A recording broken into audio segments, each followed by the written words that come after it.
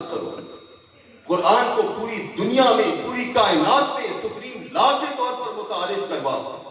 السارق والسارقۃ فاقطعوا ایدیہما، چوری کرنے والا مرد اور عورت اس کے ہاتھ کاٹ دو۔ اٹھائیں تاریخ اسلام، اٹھائیں سیرت نبوی صلی اللہ علیہ وسلم، میرے آقا ہاتھ کاٹ کر بتاتے ہیں، بلکہ یہاں تک کہ جب ایک بہت بڑے رئیس قریش اور بہت بڑے صنادید قریش میں سے کسی کی بیٹی فاطمہ بنت قیس نامی ایک خاتون نے چوری کا ارتکاب کیا، بڑی بڑی سفارشیں آئی، یہ بہت بڑے رئیس کی بیٹی ہے، اس کی ناک کٹ جائے گی، تو کریم آقا علیہ السلام نے ایک تاریخی جملہ ارشاد فرمایا تھا جو آج کی ہماری ان عدالتوں کے لیے تازیانہ عبرت بھی ہے۔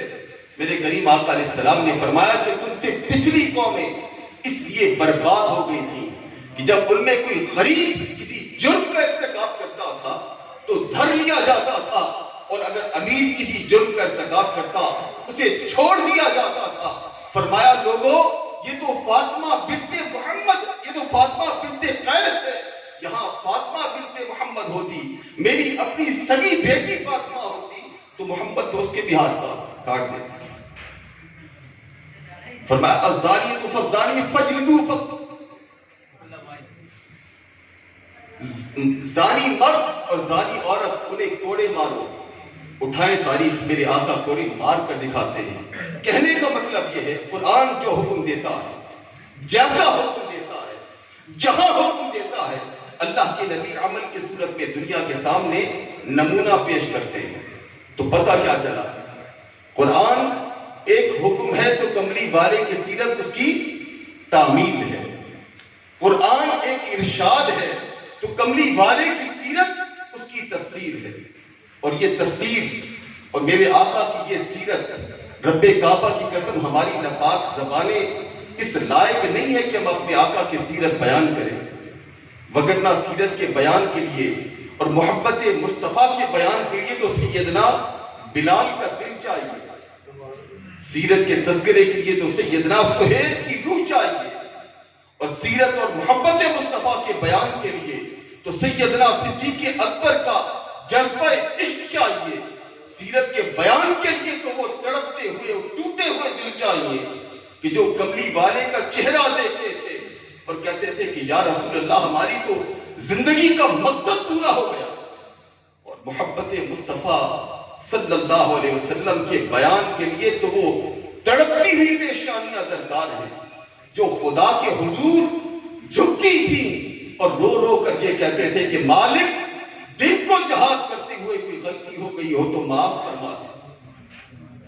تو وہ سیرت جس نے دنیا میں انقلاب پیدا کیا وہ کیا تھا؟ وہ قرآن کی تفسیر تھی، وہ قرآن کی تعبیر تھی، وہ قرآن کی سچی تصویر تھی، وہ قرآن کا منشا تھا، وہ قرآن کا مدعا تھا، لوگوں کو قرآن کا حاصل تھا۔ میرے آقا اس دنیا میں لوگوں کو قرآن ہی تو سکھانے آئے تھے۔ آپ نے پتھر بھی کھائے، آپ نے تکالیف برداشت کی، آپ نے طائف والوں کی اظہار آسانیوں پر صبر کیا، مگر دنیا کو قرآن سکھا دیا۔ پھر کیا ہوا؟ قرآن آگے چلا، میرے آقا علیہ السلام نے قرآن کی اتباع اور پیروی کی، لیکن کبھی کبھار ایسا بھی ہوا کہ محبوب و محب کی محبت میں جب افراط ہوا تو میرے کریم آقا آگے چلتے ہیں تو اللہ نے آپ کے چلنے کو بھی قرآن بنا دیا۔ میرے آقا بولے، بولنا قرآن بنا۔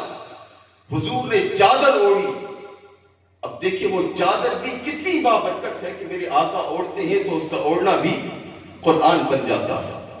میرے آقا بدر گئے، بدر قرآن بنا، حضور حنین گئے، حنین قرآن بنا، آپ خندق گئے، خندق قرآن بنا، آپ غار گئے، غار قرآن بنی، اور اس غار میں آپ نے اپنے یار، اپنے دوست سیدنا صدیق اکبر سے باتیں کی تو وہ باتیں بھی قرآن بنا۔ ام المؤمنین سیدہ عائشہ صدیقہ رضی اللہ تعالیٰ عنہ سے پوچھا گیا کہ حضور کی سیرت کیا ہے؟ آپ نے فرمایا کہ سوال کرنے والے کیا قرآن نہیں پڑھا؟ کانا خلقہ القرآن، میرے آقا کی سیرت قرآن ہی تو ہے۔ لیکن آج ہم بے درد انسانوں نے گناہوں سے آلودہ انسانوں نے سیرت کیا بیان کرنی ہے۔ آج ہمارے ملک میں ایک منظم سازش کے تحت نوجوان نسل کو بے حیائی کے ٹیکے لگا کر، فحاشی کا زہر پھیلا کر تباہ و برباد کیا جا رہا ہے۔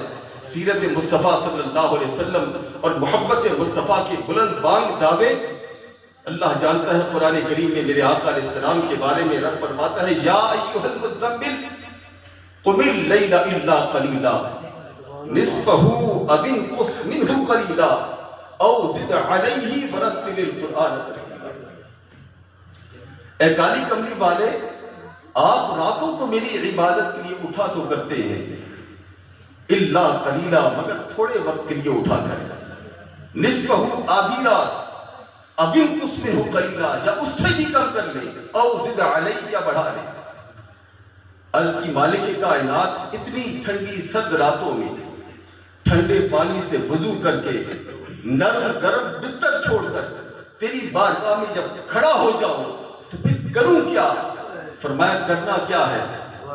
ورتل القرآن ترتیلا، قرآن میرا ہو، زبان تیری ہو، عرش پہ میں جاگوں، فرش پہ تو جاگے، تو سنا رہا ہو میں سن رہا ہوں، اور تو قرآن پڑھے اور جس نے تجھ پہ نازل کیا اسی کو سنا دے۔